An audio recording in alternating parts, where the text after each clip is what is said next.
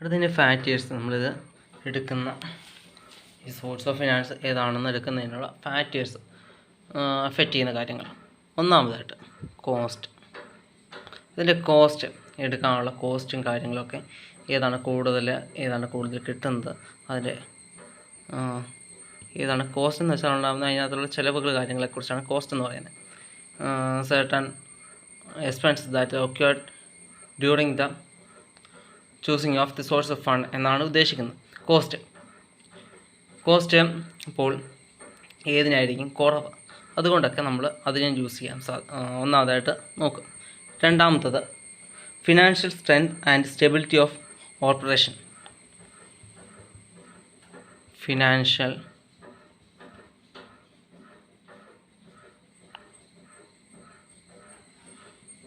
Strength and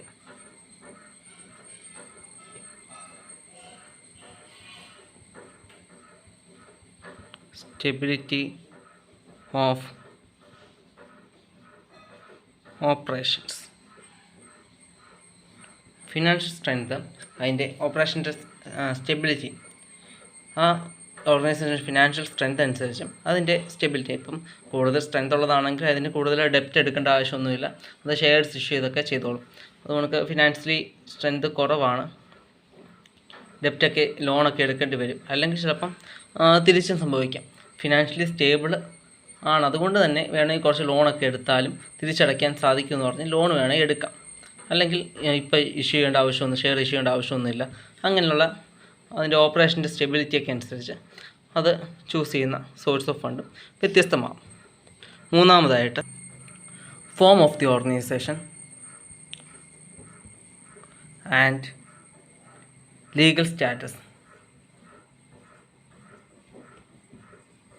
Form the organization and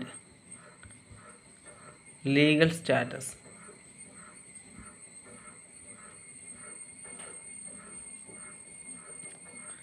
organisation form ഏത് ഫോമിലുള്ളതാണ്? Large സ്കെയിലാണെങ്കിൽ നമ്മളിപ്പം സാധാരണ ഇപ്പോൾ ചെറിയ ഇതെടുക്കേണ്ട ആവശ്യമൊന്നുമില്ല, ചെറിയ ഓവർ ഡ്രാഫ്റ്റ് എടുക്കേണ്ട ആവശ്യമൊന്നുമില്ല. അത് ചിലപ്പം ലോൺ എടുക്കാനോ അല്ലെങ്കിൽ ഷെയർ ഇഷ്യൂ ചെയ്യാനോ ഡിബഞ്ചേഴ്സ് ഇഷ്യൂ ചെയ്യാനൊക്കെ ആയിരിക്കും നോക്കുന്നത്. അല്ലെങ്കിൽ സ്മാൾ സ്കെയിലൊക്കെയാണ്, സ്മാൾ സ്കെയിലിന് വലുതായിട്ട് ഷെയർ ഇഷ്യൂ ചെയ്ത് ഡിബഞ്ചർ ഇഷ്യൂ ചെയ്തൊന്നും എടുക്കാത്തില്ല. അപ്പോൾ അതിന് ലോൺ എടുക്കാനൊക്കെ ആയിരിക്കും അത് നോക്കുന്നത്. അങ്ങനെ വ്യത്യസ്തമായിരിക്കും അതിൻ്റെ ഫോം അനുസരിച്ചും അതിൻ്റെ ലീഗൽ സ്റ്റാറ്റസ് അനുസരിച്ചും. അത് ലീഗലി പൊട്ടൻഷ്യലി സൗണ്ട് ആയിട്ടുള്ളതൊക്കെ ആണെങ്കിൽ അത് ഇച്ചിരി നല്ല ഒരു ഫണ്ട് റൈസിങ് സോഴ്സേ നോക്കത്തുള്ളൂ, ചെറിയ സോഴ്സുകളൊന്നും അത് നോക്കാറില്ല. നാലാമതായിട്ട് ഉള്ളത് പർപ്പസ് ആൻഡ് ടൈം പീരീഡ്. അതിന് എന്ത് പർപ്പസിന് വേണ്ടിയിട്ടാണ് എടുക്കുന്നത്, എത്ര ടൈം പീരീഡ് അതിന് വേണ്ടി വരും, അതനുസരിച്ചും ഇത് എടുക്കുന്ന സോഴ്സ് ഓഫ് ഫണ്ട് വ്യത്യസ്തമായിരിക്കും. ചെറിയ ചില കാര്യങ്ങൾക്കൊക്കെ ടൈം പീരീഡ് ഷോർട്ട് ടൈം ആയിട്ടുള്ള കാര്യങ്ങളൊക്കെ ആണെങ്കിൽ ചെറിയ ഓവർ ഡ്രാഫ്റ്റ് കാര്യങ്ങളൊക്കെ എടുത്താൽ മതി. അല്ലെങ്കിൽ ചെറിയ ലോണൊക്കെ എടുത്താൽ ഷോർട്ട് ടൈം ലോൺസൊക്കെ എടുത്താൽ മതി.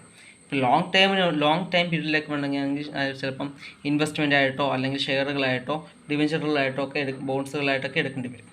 അതിൻ്റെ പർപ്പസ് അനുസരിച്ചിരിക്കും. ഇപ്പം വലിയ ഫണ്ടിന് വേണ്ടിയിട്ടാണെങ്കിൽ വലിയ രീതിയിൽ തുക ഇൻവെസ്റ്റ് ചെയ്യുന്ന രീതിയിൽ വരണം. അല്ല ചെറുതൊക്കെ ആണെങ്കിൽ ഓവർ ഡ്രാഫ്റ്റ് ലോൺസ് ചെറിയ കാര്യങ്ങളൊക്കെ മതി. അതാണ് നാലാമത്തെ കാര്യം. പിന്നീട് അഞ്ചാമത്തത് റിസ്ക് പ്രൊഫൈൽ. അതിൻ്റെ റിസ്ക് ഫാക്ടർ, അത് തിരിച്ചടയ്ക്കുന്ന കാര്യം, അതിൻ്റെ റിസ്കിൻ്റെ ഫാക്ടറുകൾ അത് ഓരോ ഓർഗനൈസേഷൻ്റെ അനുസരിച്ചിരിക്കും. അത് ഒരു ഓർഗനൈസേഷൻ റിസ്ക് അനുസരിച്ച് അതൊക്കെ വ്യത്യസ്തമായിരിക്കും. പിന്നെ ആറാമത്തെ കാര്യം control.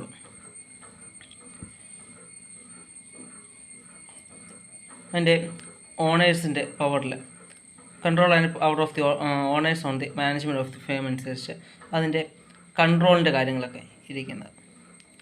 Issue of equity share mean duration of the control.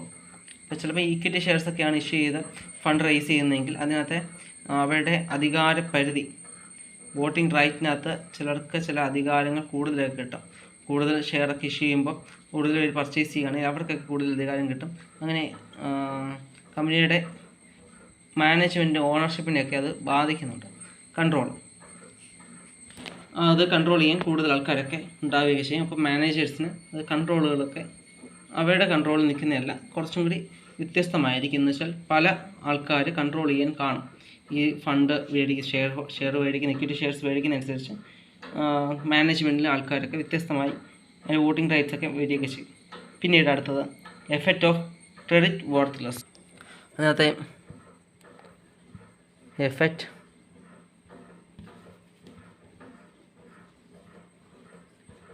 Effect on credit worthless.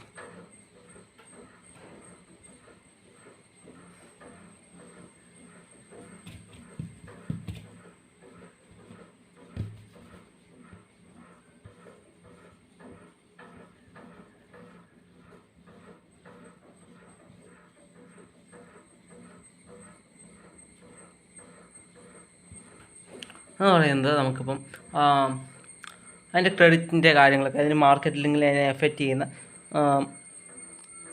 ബിസിനസ്സിൻ്റെ സർട്ടൻ സോഴ്സിനെ എഫക്റ്റ് ചെയ്യാൻ സാധ്യതയൊക്കെ ഉണ്ട്. അതിൻ്റെ മാർക്കറ്റിലുണ്ടാകുന്ന ക്രെഡിറ്റ് വർത്ത്ലെസ്, അതിനിപ്പം കടം മേടിക്കാനുള്ള പരിധിയൊക്കെ ഇത്ര പരിധിയിലേ കടം മേടിക്കാൻ സാധിക്കത്തുള്ളൂ. അതിൻ്റെ ക്യാപിറ്റലിൻ്റെയും അതിൻ്റെ ബാക്കിയുള്ള ഫണ്ടുകളുടെ അടിസ്ഥാനത്തിൽ മാത്രമേ അതിന് കടം മേടിക്കുന്നൊരു ഈ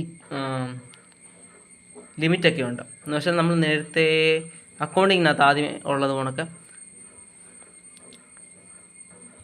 ലയബിലിറ്റി എന്ന് പറയുന്നത് അസറ്റും ക്യാപിറ്റലും കൂടി കൂട്ടുന്നതിൻ്റെ അത്രേ വരാവും. അല്ലെങ്കിൽ അസറ്റ് എന്ന് പറയുന്നത് ലയബിലിറ്റിയും ക്യാപിറ്റലും കൂടി കൂട്ടുന്നതിൻ്റെ അത്ര. ലയബിലിറ്റി ഒരിക്കലും അസറ്റിനേക്കാളും കൂടുതലാവാൻ പാടില്ല. അതുകൊണ്ട് ഡെപ്റ്റുകൾ കൂടുതലാവാൻ പാടില്ല. അതിൻ്റെ ഒരു ലിമിറ്റിലേ നിൽക്കാൻ പാടുള്ളൂ. അടുത്ത് 8ാമത്തെ പോയിൻ്റ് ഫ്ലെക്സിബിലിറ്റി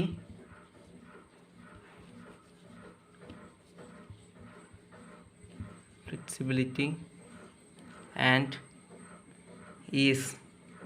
ഏതാണ് ഏറ്റവും പെട്ടെന്ന് കൊടുത്തു തീർക്കാനോ അല്ലെങ്കിൽ ഫണ്ട് റേസ് ചെയ്യാനോ തന്നെയും ഏറ്റവും നഷ്ടം വരാതെ ഏറ്റവും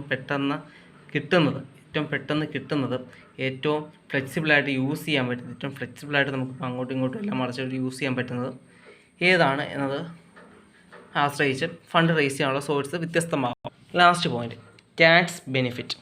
9th പോയിൻ്റാണ് ടാക്സ് ബെനിഫിറ്റ്. ഇതിലേതെടുത്താൽ ടാക്സിന് ബെനിഫിറ്റ് കിട്ടും. അത് വളരെ നല്ലൊരു ഇതാണ്, നമുക്ക് യൂസ് ചെയ്യാൻ പറ്റുന്നതാണ്.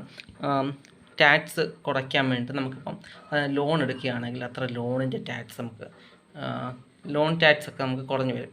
അതുകൊണ്ട് തന്നെ ഇപ്പോൾ ഷെയർസ് എടുക്കുകയാണെങ്കിൽ ഷെയർസിനൊക്കെ ടാക്സ് കൊടുക്കേണ്ടി വരും. എന്നാലും ലോൺ എടുക്കുമ്പോൾ നമുക്കൊരു ടാക്സ് ബെനിഫിറ്റ് കിട്ടും. അതുപോലെ ഡിബഞ്ചേഴ്സിനും ഒക്കെ ഒരു ടാക്സ് ബെനിഫിറ്റൊക്കെ അതിനകത്ത് കിട്ടുന്നുണ്ട്. പക്ഷേ ഷെയർസിനൊന്നും ടാക്സ് ബെനിഫിറ്റ് ഒന്നും കിട്ടുന്നില്ല. അതുകൊണ്ട് ടാക്സ് ബെനിഫിറ്റ് നമുക്ക് ഏറ്റവും കൂടുതൽ കിട്ടുന്നതനുസരിച്ച് എടുക്കാൻ പറ്റും. ഈ പ്രിഫറൻസ് ഷെയർസിന് കൊടുക്കുന്നതൊന്നും ടാക്സ് ബെനിഫിറ്റായിട്ട്, ഷെയർസിന് കൊടുക്കുന്ന ഒന്നും ടാക്സ് ബെനിഫിറ്റായിട്ട് നമുക്ക് എടുക്കാൻ ഒക്കത്തില്ല. എങ്കിൽ തന്നെ interest paid on debentures and loans is tax deductible ആണ്. ലോണുകളും ഡിബഞ്ചേഴ്സിൻ്റെയും ടാക്സ് ഡിഡക്റ്റബിൾ ആണ്. അതിൻ്റെ ഇൻട്രസ്റ്റ് ചെയ്യുന്നതും ലോൺസിൻ്റെ ഇൻട്രസ്റ്റ് ചെയ്യുന്നതൊക്കെ ടാക്സ് ഡിഡക്റ്റബിൾ ആണ്. അതുകൊണ്ട് നമുക്ക് ഏറ്റവും കൂടുതൽ ടാക്സ് ഡിഡക്റ്റബിൾ ആയിട്ടുള്ള കാര്യങ്ങളാണ് എടുക്കാൻ ചിലർ ശ്രമിക്കുന്നുണ്ട്. ഷെയർസൊക്കെ എടുത്താലും ടാക്സ് കുറയത്തില്ല. ഇപ്പം ഒരു 50 ലക്ഷം രൂപ ഉണ്ടെങ്കിൽ ഒരു 30% ടാക്സ് കൊടുക്കാനാണെങ്കിൽ അതിനകത്ത് തന്നെ റിബേറ്റ് സാധനങ്ങളെല്ലാം കുറഞ്ഞിട്ട് ഏകദേശം ഒരു 6 ലക്ഷം രൂപ എന്തായാലും ടാക്സ്, ഒരു 5 ലക്ഷം രൂപയെങ്കിലും ടാക്സ് കൊടുക്കേണ്ടി വരും. ഈ 5 ലക്ഷത്തിന് കൊടുക്കേണ്ടി വരുമ്പോൾ അത് ലോൺസുകളും കാര്യങ്ങളൊക്കെ ഉണ്ടെങ്കിൽ അത് ഇവിടെ നിന്ന് കുറച്ച് മാറ്റിയൊക്കെ ചെയ്യാം. അപ്പോൾ അതിൻ്റെ ടാക്സ് ബെനിഫിറ്റ്, ടാക്സ് കൊടുക്കാനുള്ള എമൗണ്ട് കുറഞ്ഞ് കിട്ടും. അപ്പോൾ നമ്മൾ ഏറ്റവും ടാക്സ് ബെനിഫിറ്റ് ആയിട്ടുള്ള മെത്തേഡ്സ് ആയിരിക്കും, സോഴ്സ് ആയിരിക്കും ടാക്സ് ബെനിഫിറ്റ് വേണ്ട ബിസിനസ്സുകൾ യൂസ് ചെയ്യുന്നത്. ഓക്കെ, അങ്ങനെ നമ്മുടെ 8th chapter source of business finance എന്നുള്ള +1 ടോപ്പിക്കായിരുന്നു. അത് ഫോക്കസ് ചെയ്ത് വരുന്ന ടോപ്പിക്കാണ്. അപ്പം ആ ഒരു ടോപ്പിക്ക് തീർന്നിരിക്കുകയാണ്. Okay, by.